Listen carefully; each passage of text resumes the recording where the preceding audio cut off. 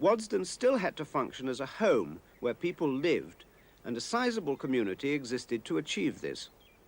Mr. Arthur Warden, now Mrs. Rothschild's butler, was a footman at Wadston over 40 years ago.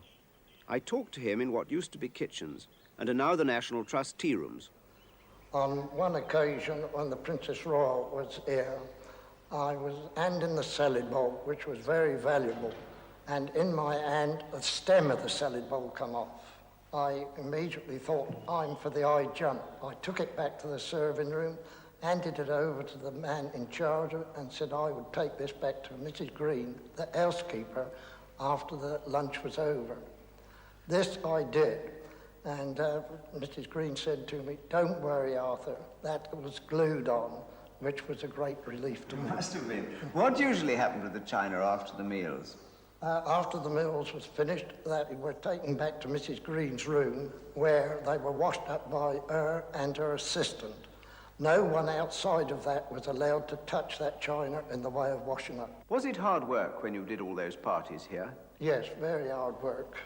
We started at 6:30 in the morning and could go through to 2 or 3 o'clock next morning without practically a break.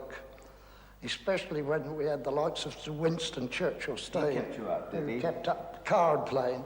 That did not keep up all the people. There was only just 2, usually the waiter and myself, who was the resident Wadston footman. I see. What sort of jobs did you get involved in late at night? Well, after we'd finished washing up the best glass in the serving room, we used to go downstairs where we were faced with anything up to 80 or 100 pair of shoes to clean. You mentioned Mrs. Green, the housekeeper. Was she a Tartar? She was a Tartar for discipline. On one occasion, it was the job of the footman on duty to go round with the watchman's clock and check in at certain points. One of those keys was very near the housemaid's sitting room, and there was 2 quite young, charming housemaids there who I was rather fond of. I called in one evening, and all of a sudden one said, "Shh, here she comes, get under the table." I got under the table. She stayed a few minutes, which seemed a long time to me. She went off, come downstairs in the lift. I had to get downstairs and into the staff hall, which I did by a matter of a few seconds. When there was a quiet tap on the door, and in she walked. "Arthur, I would like to see you for a moment." I thought, I'm for the high jump. But when I arrived in her room, she said, "Would you roll up my umbrella? You're the only one who can do it properly."